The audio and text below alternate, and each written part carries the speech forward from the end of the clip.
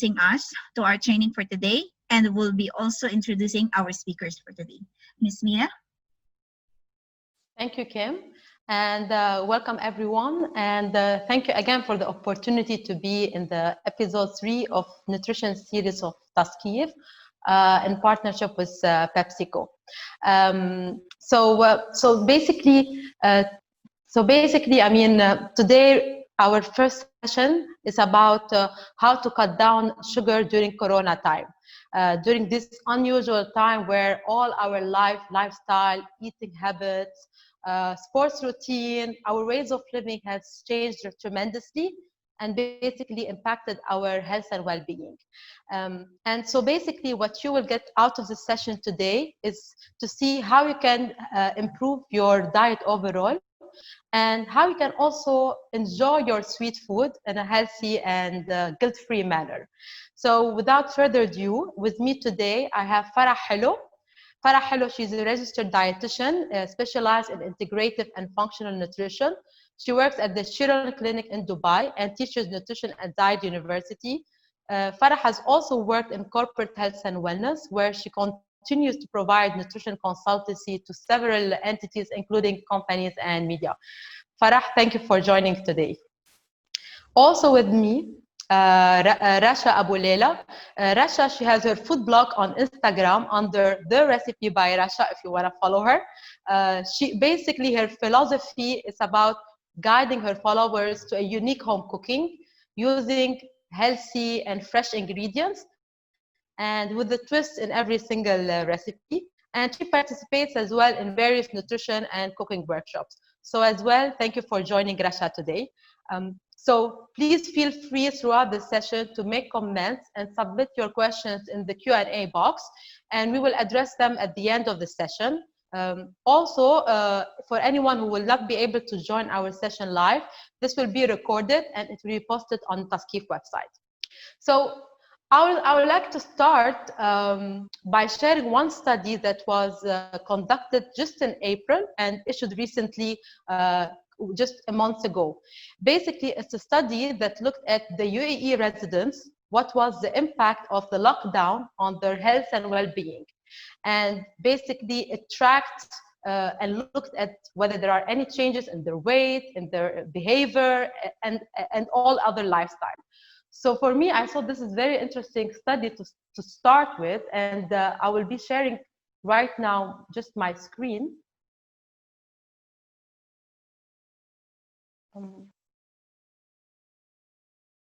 Okay, I'm not able to share the screen, but in a general, this study showed that 1 out of 3 UAE residents have gained weight during this such short period of time.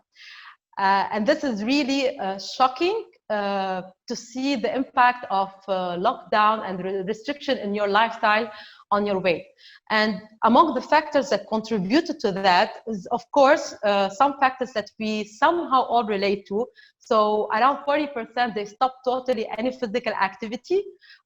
As well, around 30% they were feeling tense most of the time. And we know with stress and anxiety, you tend to have more emotional eating and more, just eating without being mindful.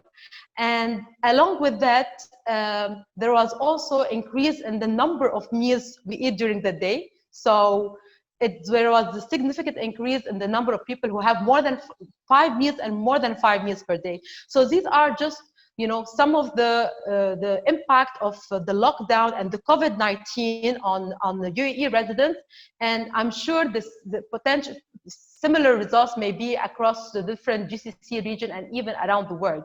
So here I would like to pause a bit and maybe start with you, Farah. How do you see this impact? Do you see this with your clients?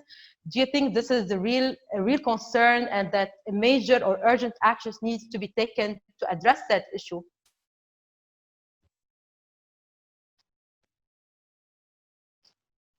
We can't hear you, Farah. Mute myself. Sorry, I didn't mute myself. I was saying thank you to you, Mira, to Taskif, and to everybody joining today. It's a pleasure to be here with you. In answer to your question, Mira, this is definitely something that we are seeing more in the clinics. As you said, the study did shed some light on weight gain during such a short period of time. And we see this especially in kids as well. Kids who, went from moving, doing a lot of maybe sports in schools to all of a sudden sitting at home, particularly behind screens. So definitely this is an issue that we really have to address because of the potential complications that can arise from weight gain, particularly if an individual is in the overweight or obesity range. But really, we also have to focus on health. So while weight is so important, I always want to approach it in a different angle. So I focus on how an individual is feeling, if they have any other health conditions that we can prioritize. Mental health right now is so important because of all the stress and anxiety that we are encountering. And not only could this make us want to eat more in terms of emotional eating, stress eating, but it can also affect us in a biological and a physiological way. It can affect the hormones in our body that can also therefore trigger appetite. Some individuals actually feel like they don't want to eat. So it can really, each individual deals with it in a different way, but we have to look at it in a deeper way, either physiological, emotional, and mental triggers, and how we can approach any weight gain in that aspect. Definitely the fact that we're not moving as much plays a big role, but the good thing is that also so many other fitness influencers, professional, whether it's athletes or trainers, we're also doing a lot of Zoom courses or webinars. So there is also so much we can do at home in terms of some exercise. And then definitely we're going to be talking about food, I think, in a short period of time. So with small gradual changes, there's also a lot we can do to target weight and health. Health is a priority nowadays, especially when we talk about immunity and preventing any possible condition. Wow. No, so you raised basically, Farah, just an interesting point about the lifestyle influencer and the fit instructor. And I mean, I was also engaged on that and doing the sports also like through the screen. So along with that, what are some of the patterns and trends that you've been seeing also during the lockdown? So definitely there was a negative impact, but a lot of people, they try to react in a way to address that. I mean, I see people home cooking more. So what are the trends that you are really seeing and you think they might persist even when hopefully we're done with the lockdown, with the COVID situation? Yeah, a lot of the questions that we were constantly asked is what can we do to boost our immune system? So what can we do to prevent our risk of contracting a corona if we do have coronavirus or COVID? How can we strengthen our body to recover quickly? So boosting immunity through natural ways, through food, through certain maybe anti-inflammatory herbs, spices. So really, those were the questions that we were receiving a lot of, is how can we boost immunity? And then you find a lot of people really started to cook more. I think all of a sudden we had a little bit more free time and we started engaging in more kitchen work, trying more recipes, trying to get kids more involved, trying to keep them busy. And of course, cooking can be very therapeutic. It can get your mind off things, especially at one point, especially in the beginning when we were surrounded by so much negativity that we really looked to each other virtually, at least, to lift each other up, but also to alternative ways to really boost our mood. And cooking was really one of these ways. I cannot agree more. I mean, I've used that technique also a lot of time, especially in the beginning, to get rid of all the stress and anxiety. So I would like to continue with Rasha about also the home cooking part, which you started, Farah. So, I mean, people, we can see a lot of people are so obsessed and loving the home cooking and posting right and left picture about their favorite meals, whether it's gastronomic or more like functional and superfood, especially to get the immunity that Farah just mentioned. So do you see any trends emerging on social media? What are people mainly interested in when it comes to food? Are there specific ingredients that they really want to, like make sure they get it and post it? Tell us more about that. Just mute, Rasha. Yeah. Hi, hello everyone, and welcome to our session and people who just join us.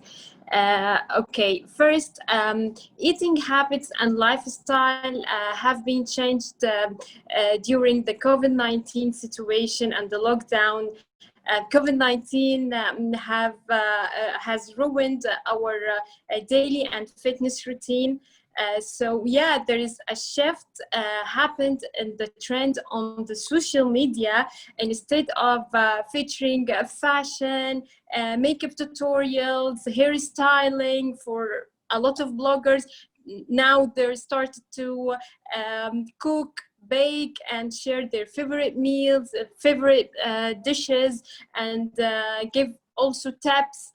So, and also follow the food safety practices. And I see on Instagram a lot of chefs have been started virtual and online cooking classes as well on Instagram.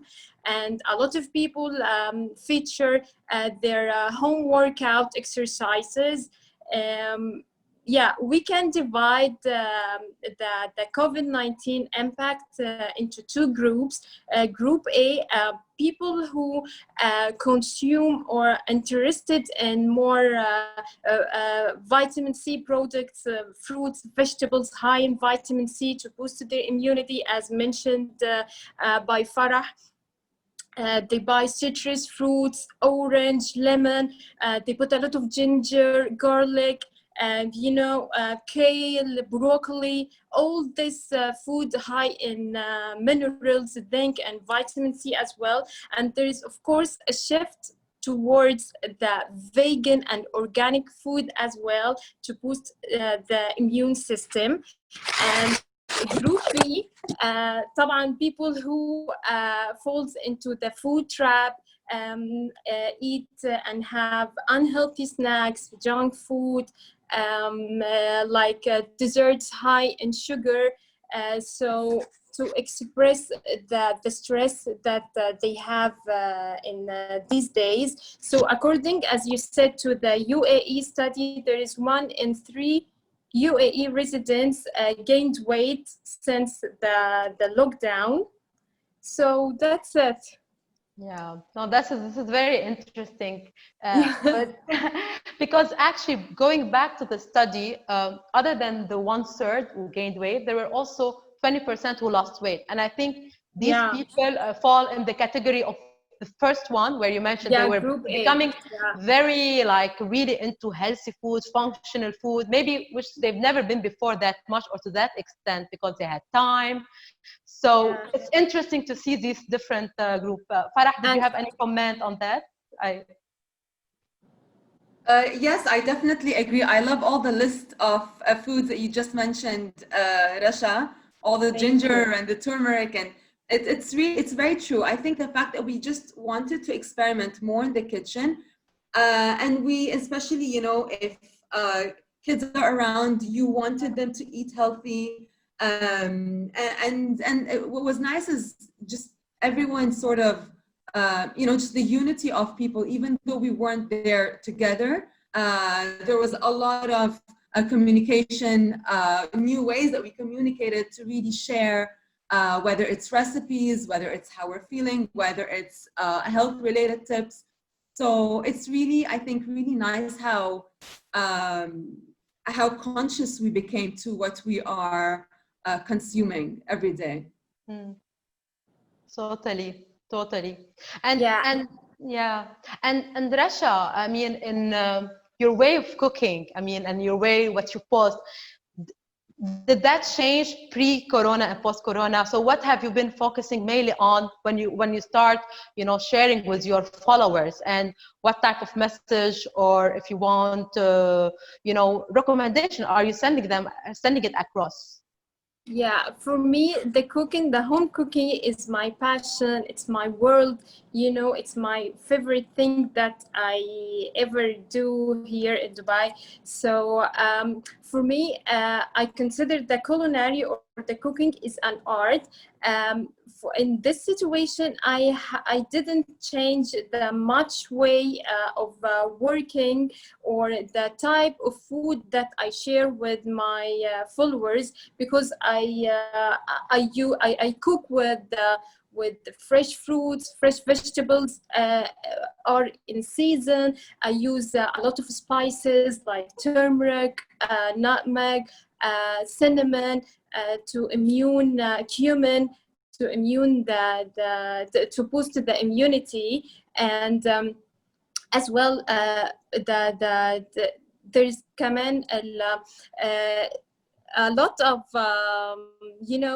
celebrities as well started to cook and post a lot of recipes. To the first question, a lot of celebrities already cook and post a lot of dishes. So of course, this situation puts a lot of stress on us, and of course, when you have kids, you have the responsibility for the responsibility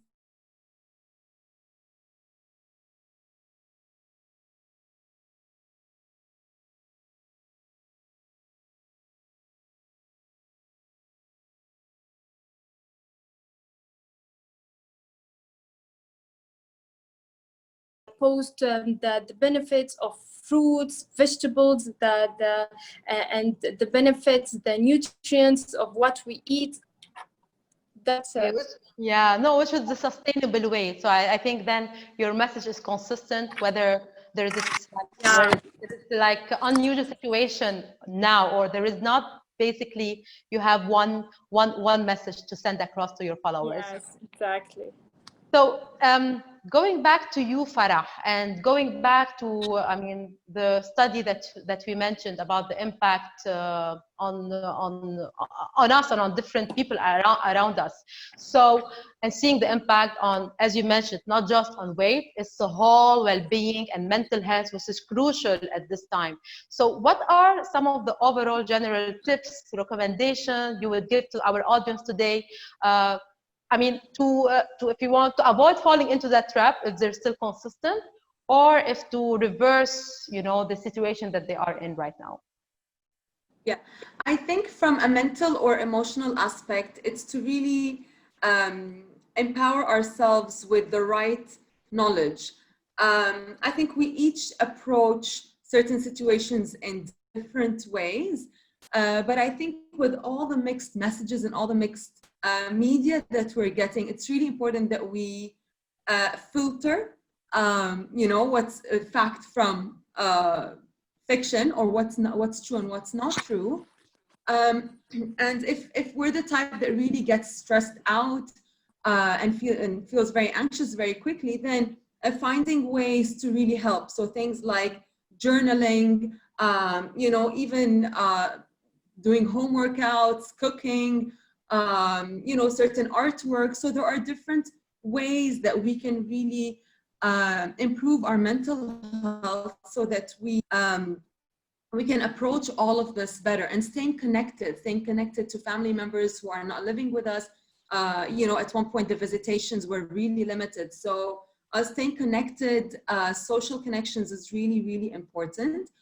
From a physical standpoint, it's eating well, again, focusing on all of these anti-inflammatory foods, sleeping well. So sleep is so crucial.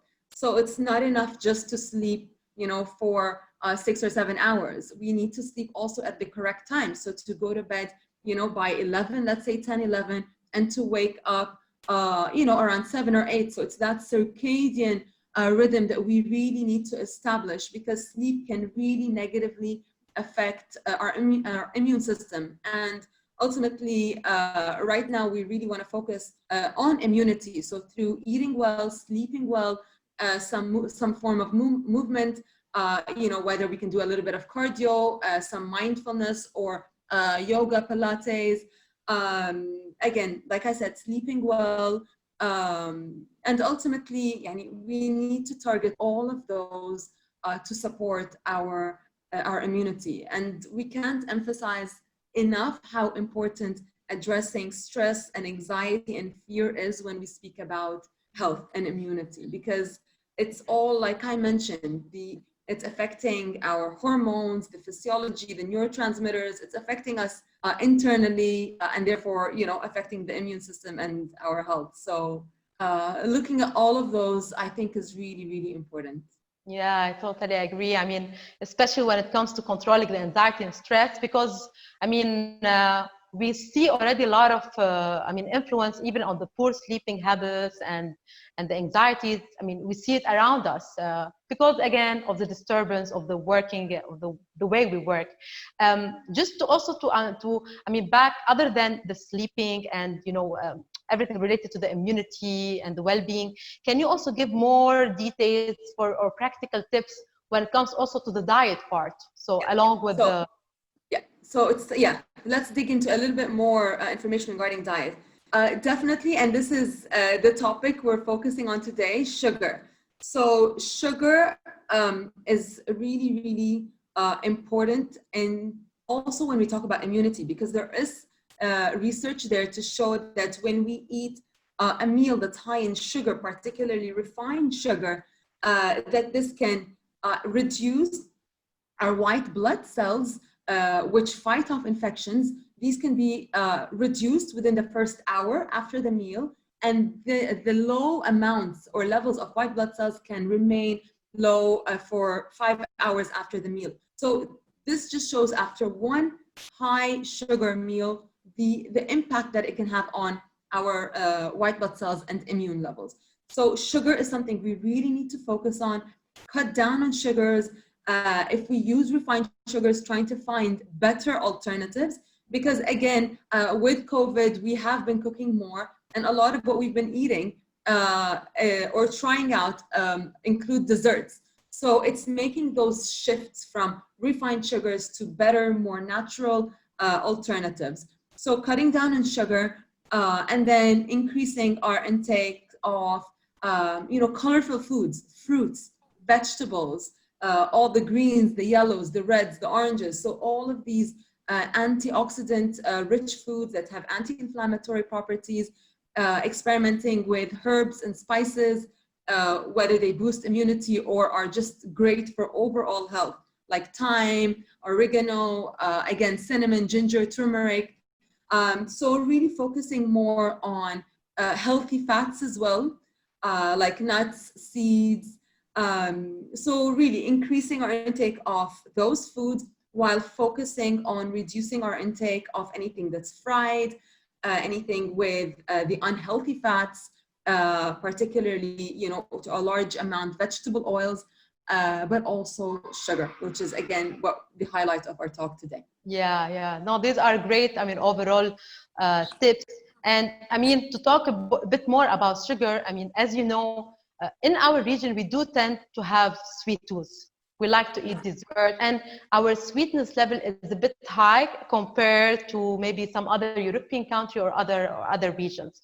So given that sugar, as you mentioned, along with the different lifestyle behavior and other macronutrients, they do contribute to weight gain when consumed in excess. Of course, we need to be cautious. So can you, Farah, remind us again and remind our audience where to find sugar, especially hidden sugar, and practically speaking, how much should one eat on a daily basis?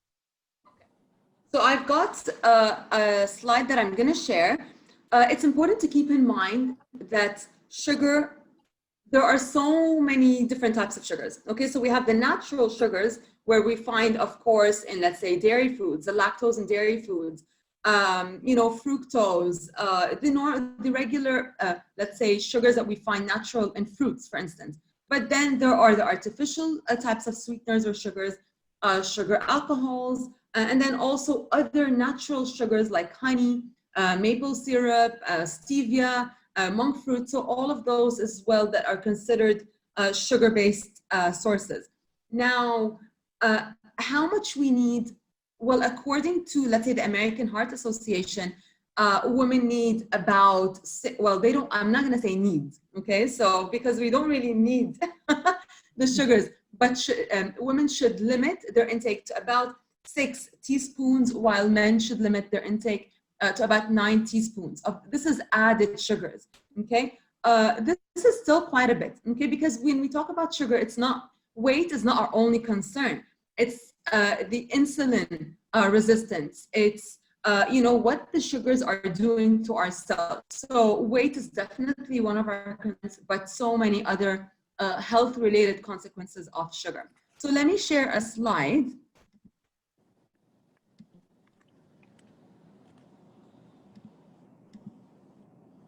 Okay. So when I spoke about sugars, added sugars, okay, added sugars is not only what we are adding to our tea or our coffee, it's what we find in, let's say, packaged foods, to an extent, of course, processed foods as well. And when you look at the ingredients list, it's not always labeled as sugar. There are so many other names to sugar. So as you can see here, anything that has nectar, sugar, juice, syrup, anything that ends with OSE, dextrose, sucrose, those are all sources of sugar. Okay, so it's a long list, and we don't always recognize it on the food label or on the ingredients list. So this can be really tricky. Unless we go around, you know, with a list of all of these potential names, which is not really realistic, but it's important to keep in mind that usually packaged foods will have added sugars.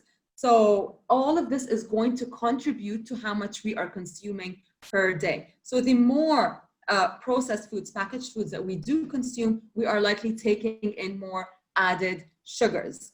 And this is a list of all the different foods, sometimes even non-food items that contain added sugars. So things like gum, even no calorie or light beverages have, you know, artificial sweeteners or different types of sugars. Salad dressings, marinades, yogurts, okay, so fruit yogurts, candy, cereals, granolas, even cold cut meats, things like toothpaste, mouthwash, and some medications and supplements as well. So those can all have artificial sweeteners or maybe even some sugar alcohols. Okay. Yeah, actually, I just want to show you another slide.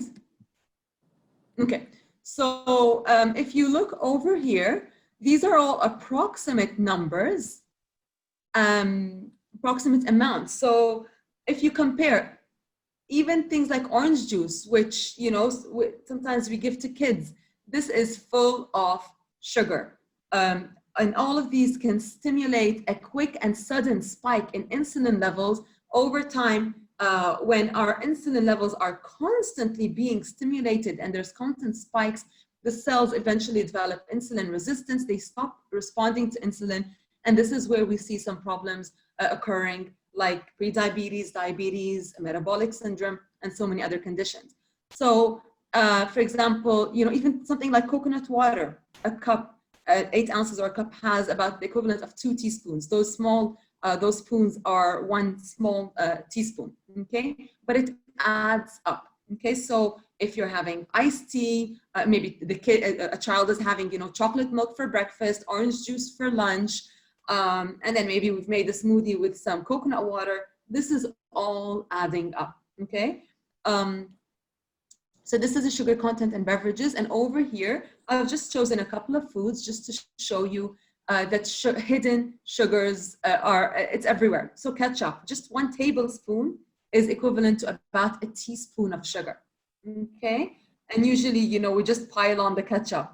Granola, flavored yogurt, jam. And the amazing thing is actually for all of these, we can make them at home and really limit what we are putting and drastically reducing the amount of sugar in all of these foods. So 1 tablespoon of jam has the equivalent of 2 teaspoons of sugar. So all of these, and usually it's, you know, refined sugar. Sometimes some of, for example, flavored yogurt might have artificial sweeteners as well. So I think we'll talk about this in a little bit.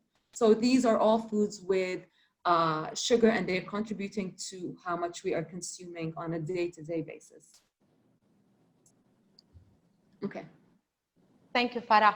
Yeah, this really shows how it is easy to get into your 6 or 9 teaspoons of sugar per day. Like 1 teaspoon of, as you said, ketchup, already you got 1/6 of your daily intake.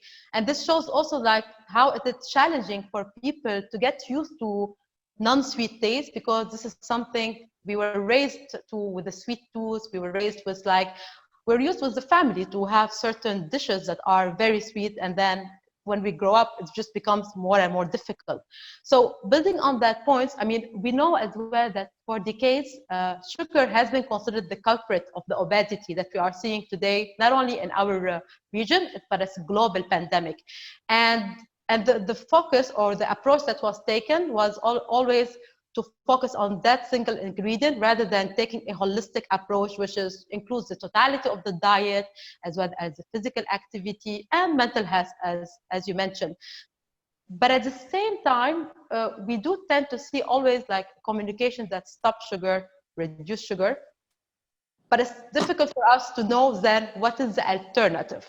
So it's because we do feel sometimes it's easy to just stop, but then for someone who has been used to eating certain recipes, certain beverage in a certain way, it's not easy to convince them maybe straight away to go to water or drink water.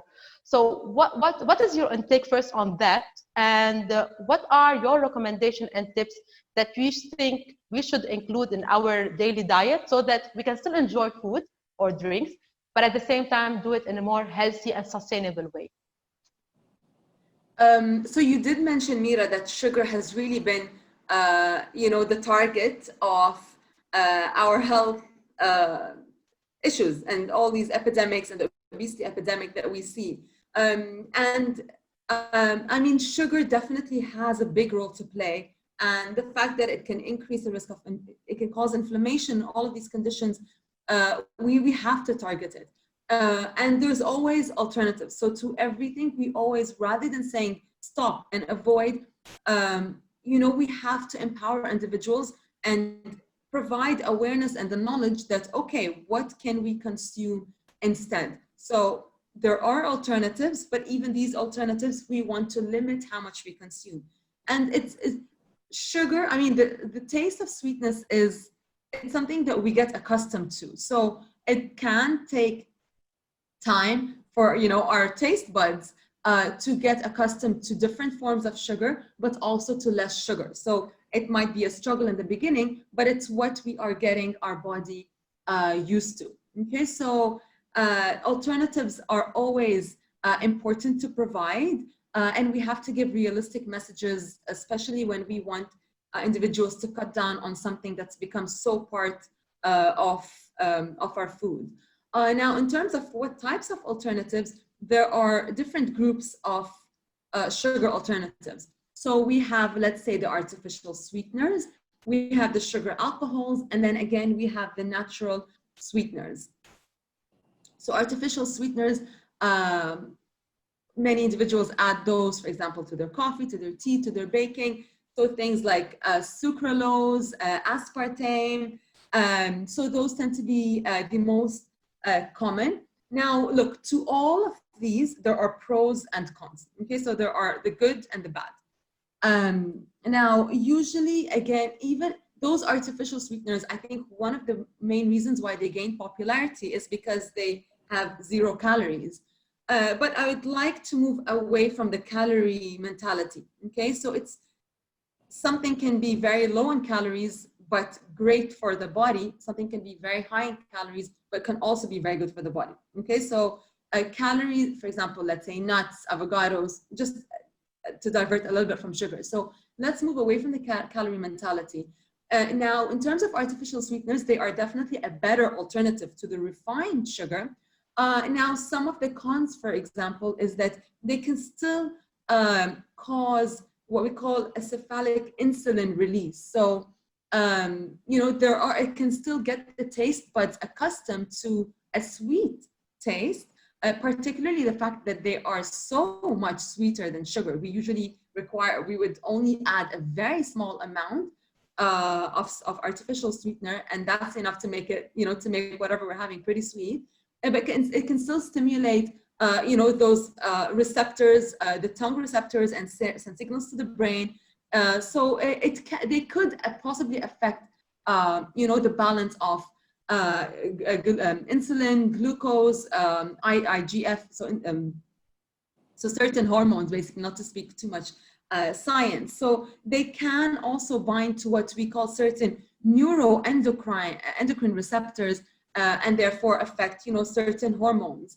Are they a better alternative to sugar? 100%. Okay, so those are the artificial sweeteners. Now there's another group of you know, alternatives, which are the sugar alcohols, erythritol, xylitol. Erythritol is a lot of, you know, we find a lot of this in, for example, ketogenic based desserts.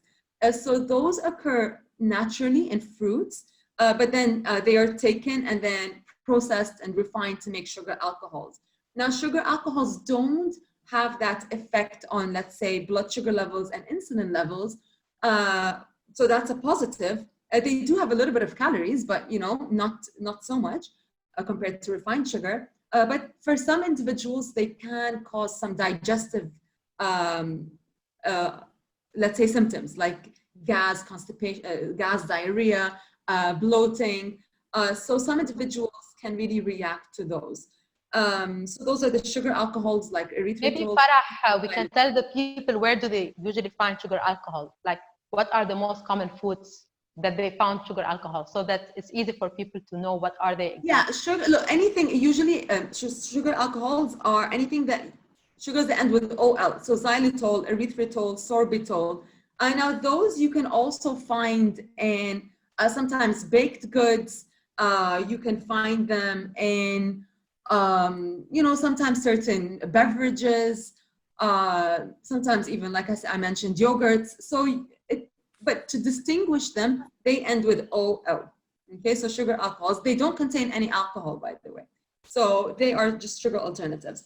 And then we have the natural sweeteners. So natural sweeteners like monk fruit, lucumos, even something like honey and stevia. Okay, so stevia is, you know, it can be 200 times more sweeter than regular sugar.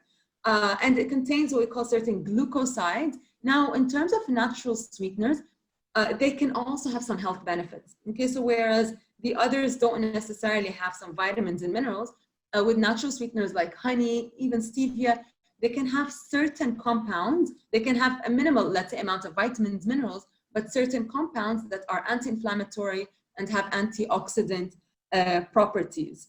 So even stevia can be, you know, antimicrobial. So it does have some positives. One of the negatives is that it can affect, let's say, progesterone levels, but there are certain positives to stevia. So liquid stevia, for example, can be used at home in baking foods.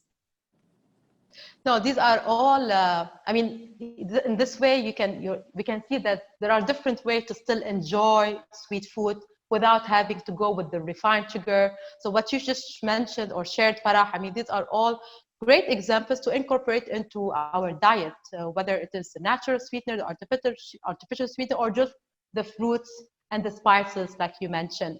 So yeah, it's important. Yeah, sorry, Mira, but it's important again that to make this switch, the first step is to let go of table sugar, white sugar, even brown sugar, the refined stuff, and to, you know, make that adjustment, but eventually to reduce our overall intake of how much sugar we are eating as well. I think you just mentioned the brown sugar, and I always hear that people think that brown sugar is much better than white sugar, which is of course a big misconception. So it's good that you highlighted that point for our audience. Rasha, I will go back to you. So, so Thank basically, you, Farah, for sharing all this yeah, knowledge. Thank you so much. these are all great suggestions. So, Yeah. Rasha, also with you, how can we, I mean, we heard from Farah more if you want the tips, the recommendation from your end, how can you also help us and help our, the audience to really still enjoy the food in a more practical way, giving like tips in cooking, tips in their home cooking overall.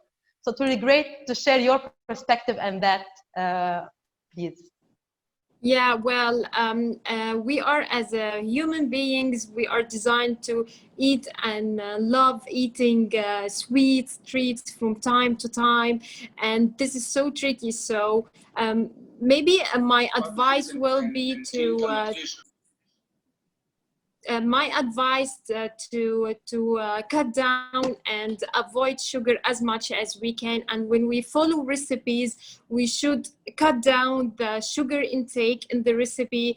I use the refined sugar replacements, like Farah mentioned before, the no calories sweeteners. I use fruits. I use spices as well. It gives the food to taste so good. And this is the other replacement we can use. Of course, drink water as much as we can, and work out. It's really important, and sleep as well. It's really important, as Farah mentioned before. So this is my little tiny advices to the audience here.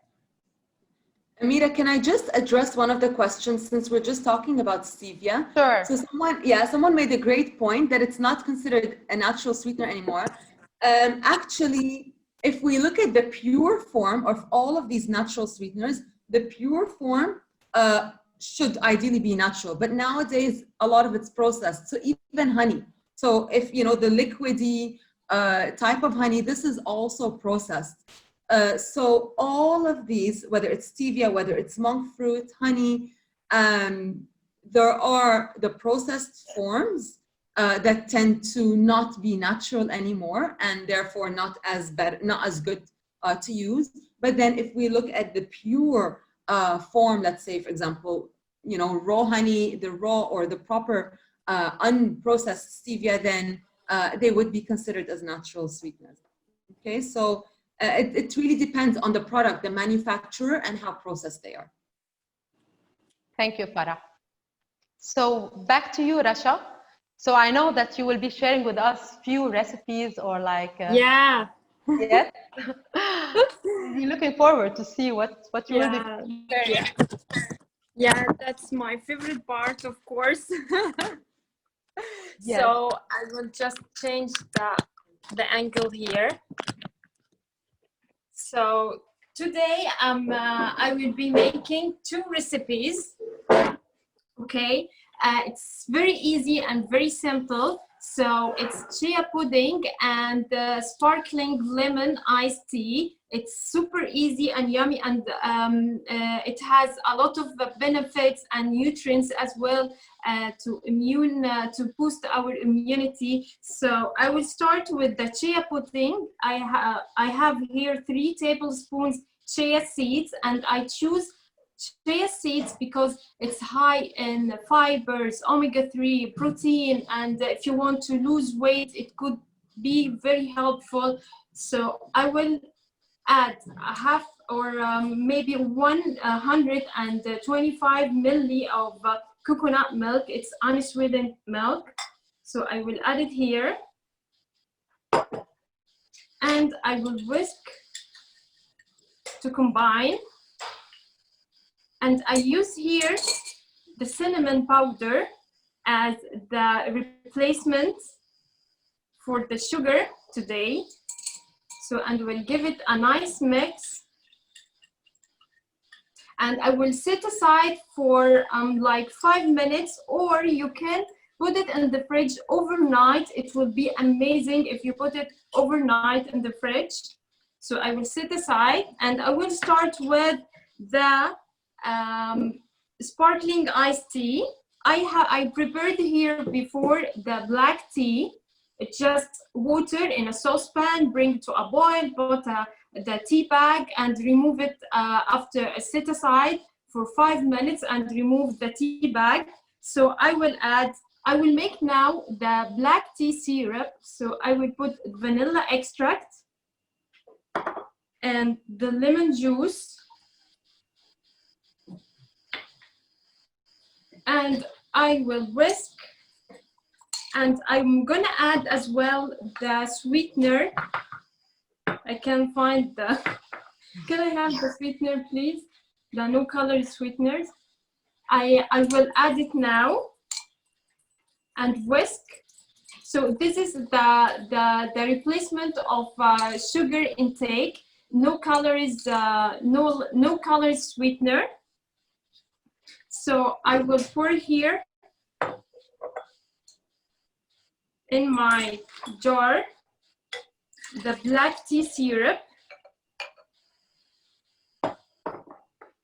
and I'm gonna have the sparkling water.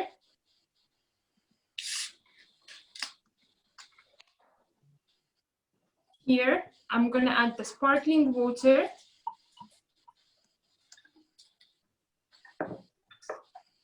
So, and add the lemon slices.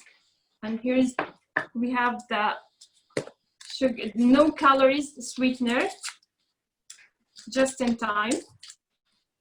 And I'm gonna add the lemon slices as well. So, and I will add a passion fruit for garnish.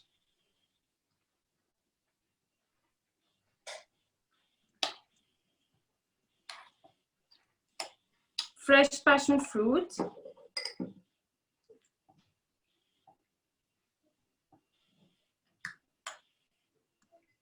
And here is the first recipe made in no time, just 2 minutes, less than 2 minutes. And the iced tea is ready. So let's go back to that chia pudding. So as you can see, it's getting thicker here. It's getting thick. When you leave it more, it's getting thick. So I will use here a glass.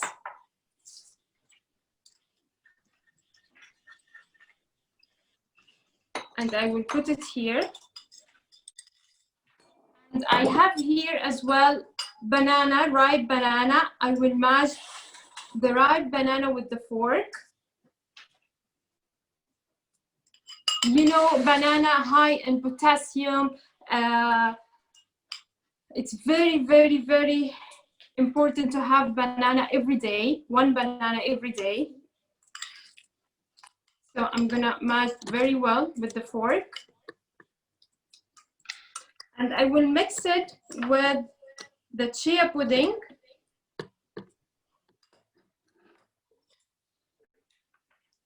And I will mix it very well.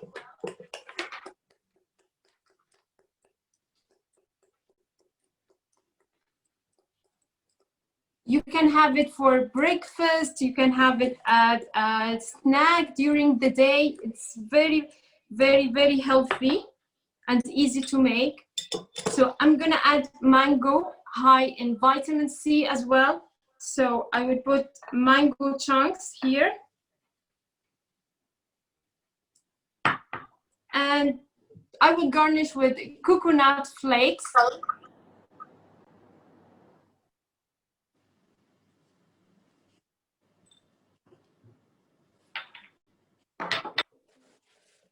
Clean up here. And voila, here is 2 recipes in less than maybe 5 minutes, and we're done. Hello. Oh, wow. Rasha, that's all. These were the fastest 2 recipes. I mean, literally, the black tea took you 2 minutes, and the chia seeds, it took you literally, I think, like 4 minutes. So, I mean, So you really very simple, and has a lot of benefits, a lot of nutrients. The kids, of course, can have the chia pudding. They're gonna love when you have fresh fruits, strawberries, banana slices, when you have mixed berries on top. No, this is really great, Rasha. Thank you, and I hope this inspired. I mean, all of us, you know, to really maybe like do afterwards black tea in such a simple and healthy way, and the same for the chia recipe. So really, thank you, Rasha. With that, I would like to ask, please, Kim, if she can pop up a question. It will be great to see your, if you want, your thought about what do you think, if you think replacing sugar with the alternatives that Farah and Rasha just shared with us now would affect the cooking process and dates. So basically, if you still think that, you know, basically nothing can replace sugar.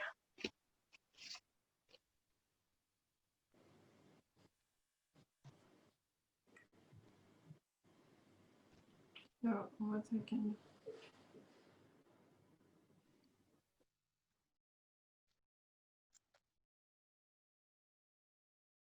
Kim, do we have the results? Okay, so basically it's around 60%. They think this will definitely affect the cooking process and taste. So maybe this is one of the challenge where a lot of people who are used to making certain recipes with sugar, it's probably challenging for them to just switch to any alternative, whether it's a fruit or spices. But as you mentioned, Farah, this is like a custom taste. So we will never have the same taste as the regular sugar. Of course not, but it's just more, we will get used to it with time. Yeah, I think look, definitely there are, I mean, some sweeteners or some sugar alcohols can have an aftertaste. So it really depends on the individual. Some individuals don't mind it, whereas others, you know, it won't be too fond of this taste. But I think, you know, it really depends what you're making. I love personally to add, you know, things like spices. Cinnamon always gives such a nice, sweet, natural taste. Someone also asked about date paste or date sugar. That could also be an alternative. Date, coconut sugar, or date paste. So it really is a matter of a personal preference, but ultimately have health as your goal, especially if you are consuming refined white sugar on a day-to-day basis, whether it's in, you know, karak tea or you know, packaged or just things like granola, cereals, whatever, any or types just of, a tea, just a or tea and even coffee just in a our tea, any tea, morning any time. tea or coffee, exactly, any tea or coffee. So anything that we're consuming on a day-to-day basis really will have an effect, regardless, you know, of sometimes you find an individual with what we call a normal BMI or a healthy weight, but they are still consuming foods that are not necessarily nutritious for the body. So it's really important that we make these tweaks to the diet, and eventually it becomes a habit. We become very accustomed to it. Totally. And I mean, yeah, sorry, go ahead, Rasha. No, I was just, Yeah, Rasha, yeah, did you have something to say? Sorry. No, it's Farah. I didn't. Farah. I was just looking over the questions. Kim, is there anything that... Yes, actually, we received some questions in the Q&A box. Shall I address some of it? But before we go to that, there's just one more question as well. So based on the session and what you heard today from Rasha and Farah, even if you disregard the impact on taste and cooking, would you still consider making a twist in your dessert using this alternative? So maybe Kim, if you can share that question and see if there is at least a willingness to try and explore and see if it works or not. So yes.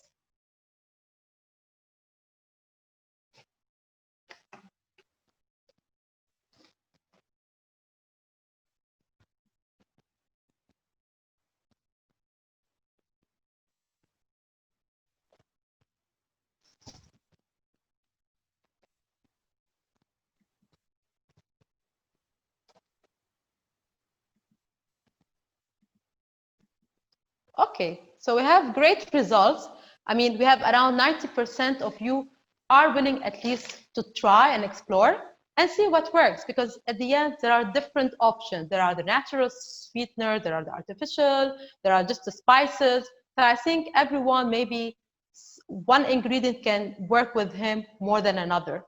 So with that, I will start with the questions, because I can see there are a lot of questions. So maybe I'll start with the first one, and this is more for Farah. So is there a part, this is a question from Stefan. So is there a particular time of the day when sugar intake is better than other times? I mean, to be honest, it is a bit of a tricky question, but ultimately sugar is sugar. So no matter when you take it, if you are consuming too much of it, then it's not a good thing. Okay, so you know, and ultimately it's going to boil down to how well your body is metabolizing sugar. How, you know, it's all about that, you know, how, let's say, sensitive your cells are to insulin, how your body reacts when you do consume sugar. So it can be very individual. Ultimately, it's how much you're going to consume, the type you're going to consume, and we really want to focus on consuming less and less, regardless whether it's in the morning or at night, because it's going to have the same effect on the body, okay? And these things really differ from person to person. Like I said, nutrition has to be very individual, and so many other points have to be taken into consideration. For example, hormone balance, cortisol balance, insulin balance. So I would say, I would say it's yeah, not necessarily about the timing, but how much you're having and your individual reaction to the sugar. Okay, I think this clarified some of the misconception we always tend to hear. With that, there's another question also for Farah. So there is always this advice to, of course, to take more fresh fruit juice. But if you go back to your slide that you shared, Farah, of the quantity of sugar, we will see that if consumed 2 glasses of juice, this will be more negative than positive. So do you agree with that?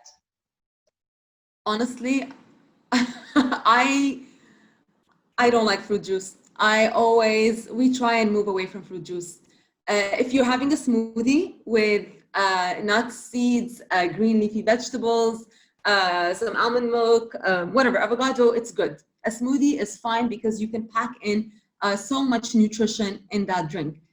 Fruit juice alone, even if it's fresh, apple juice, pineapple juice, orange juice, it raises the sugar levels drastically, the insulin levels spike. So please stay away from fruit juice. I know, you know, we think it's a healthier choice, especially for kids, but no, I'm really not a fan of pure juice. Occasionally, it's fine. Occasionally, it's okay. But something to have frequently, I'm not a fan of that. So yeah, I'll stay away from fruit juice, whether it's fresh or not even fresh. I don't care if it's organic or not. Smoothies are fine because you can add in so much more. It doesn't raise the sugar levels and insulin levels as drastically because of the fiber, the healthy fats. Yeah. And this is, again, a common malpractice in our region, especially with mothers always sending juice, especially if it's 100% mentioned on the pack. This is considered extremely healthy, but of course, sugar is good sugar, as you mentioned. Yeah. Mira, I wanted to share a slide on food labeling because that was also one of the questions. Yes, if you please go ahead. Share Sure. screen, and I hope this can shed some light.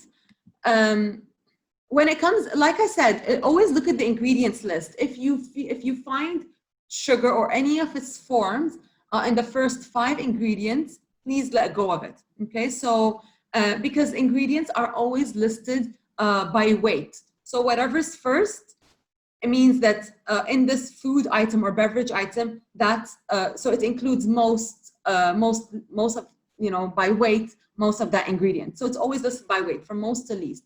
In terms of the nutrition facts table, usually total sugars is included, but with new regulations in the US, there's going to also be an added sugars label. So you can see that because total sugars encompasses natural types, but also added sugars. Okay, so sometimes, let's say, for example, out of the 15 grams, maybe the added amount is 13. So you would know that this is mostly sugar that has been added to the food as opposed to natural types of sugar. In this case, it's 7 grams. Okay, so that's one way where you could tell, okay, this food is mostly sugar that has been added as opposed to containing natural types, maybe from fruit. And then maybe just a very quick slide over here that this is something, again, easily that you can make at home. Instead of flavored yogurt, just Greek yogurt or natural yogurt, mash some fruits. Instead of regular ice cream, you can freeze ripe bananas, puree them, and add in some coconut, add in even some organic, proper cocoa powder, and then you have nice cream.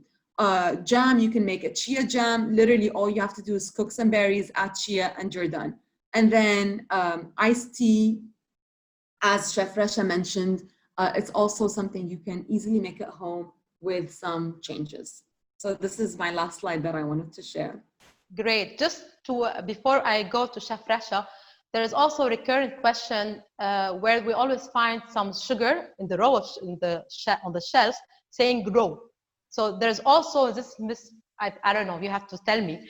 There's always this perception that raw sugar is better than refined sugar. So there's always these marketing gigs that actually maybe deceive consumers. So can you tell us a bit more about what you think of raw sugar? Look, sometimes, again, these are all marketing stunts, okay? So white sugar is white sugar and it's refined sugar. Brown sugar is brown sugar and it's still also processed. So, for example, raw honey means that when we talk about honey, that it hasn't been processed or pasteurized, okay? So the word raw, similar to natural, sometimes it can be a marketing effort just to get people to consume more of it. There are so many different types of sugars nowadays. And even when we talk about labeling, for example, sugar-free, light, usually these are regulated, but it does not mean that they don't have any sugar. Okay, and if you are trying to avoid all types of sugars, then again, please read the ingredients list. Okay, because there are so many loopholes when it comes to marketing and label. I wish it was very easy and straight cut, but it really isn't. Yeah, and it's about every consumer, every person to really be empowered and educate himself constantly about how to read labels. Definitely, it's not easy in the beginning, but I think with time it gets easier. Rasha, there's a question for you about the tea you prepared. It seems it got some attention and popularity. So there's a question: can we make it in green tea, or we should just make it black tea? Actually, I prefer green tea as green tea, hot green tea. But why not be creative, change whatever you want? You can try it. I have never tried before, but maybe next time I will try it with green tea. In our next session. And yeah, inshallah. And where can one find the recipes? Maybe you can share again the details of your Instagram page.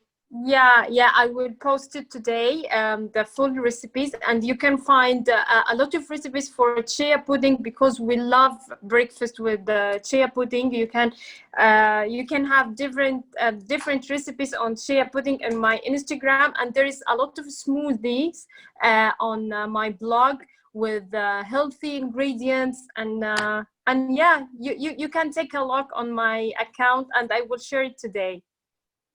Yeah, and I also share some recipes on my Instagram, Wellness in Colors, and I'm always more than happy to answer any questions you have. You can send me a message either on Instagram, or please feel free to email me. I'll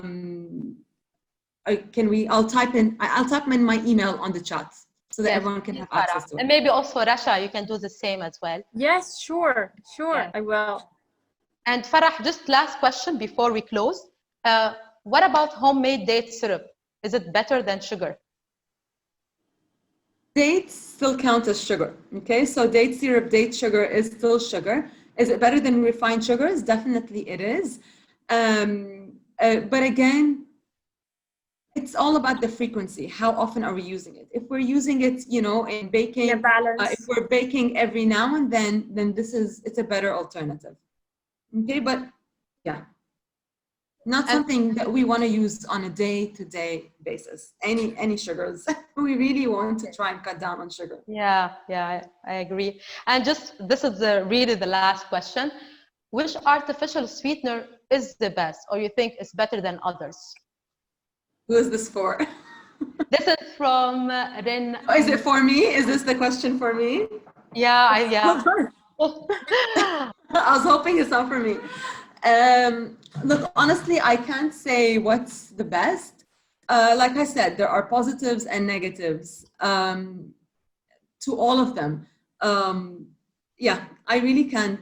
I can't answer that because research is always coming up to support, but to say, you know, to go against. So it's important that we always get our information from credible sources. There's so much misinformation now on the, you know, on Google. So it's important that whatever, if you're a consumer, you know, to get your information from the right sources. If you're a nutritionist or a dietitian, to also, you know, make sure that whatever we're recommending to patients is evidence and scientifically supported. So sorry, Mira, I really cannot answer that question. But yeah. Yeah, no, that's, I mean, this is the science. That's what's the science available. So you follow what the existing science said. So with that, and before we close, is there any last, if you want, a tip or a statement or message you want to communicate or you want to share with our audience? I'll start with Chef Rasha. Yeah, of course, we want the community, the families, and everyone to be in a good health. So you can follow the. You can eat and have whatever you want, but in a balance. So you can follow a balanced diet. You can eat as much as you can, but in a small portions, and don't eat in the late of the day. Drink water, a lot of water. You can of course sleep very well. It's really important, and even for the kids, it's important to sleep early and wake up early. That's it. That's my advice to everyone. And Farah. Yeah, my advice is to, especially these days where we are, we're really focusing on health, on our immune system, to make these substitutions that we spoke about, but to add in. We don't only want to think of what we can remove in our diet, but what we can add in. So things like fruits, vegetables, whole foods, whole grains. There's so much information now on the importance of gut health and immunity. So to feed, you know, those good bacteria in our gut through probiotics, prebiotics, like I said, plant-based foods, anti-inflammatory foods, again, the ginger, turmeric, and so that's in terms of, you know, diet, but to also focus on stress management, exercise, anything that can also get us in a more calm state, because physical health and mental health go hand in hand. Yeah, 100%. And with that, I would like to thank you, Farah, and thank you, Rasha, first for sharing your expertise and all your knowledge and your amazing recipes, and also for your time. And I would like to also thank the audience who tuned in and stayed with us, and who also has been very engaging with all the questions and the comments. And I hope that the session gave some practical tips that even if you implement one on a daily basis, that's already a success, because you shared a lot on how we can really improve our overall health and well-being in a simple way. And again, it's a matter of, you know, making a small change until it becomes a habit. and to improve ourselves. So with that, I would like to close the session, and please stay tuned for our next session, which will be on how you can increase your whole grain intake, and again, in a simple and easy way. More details will be shared by Taskif. Thank you so much, and stay safe. Thank you. Thank you, Taskif. Thank you, Mira. Thank you, everybody, for joining.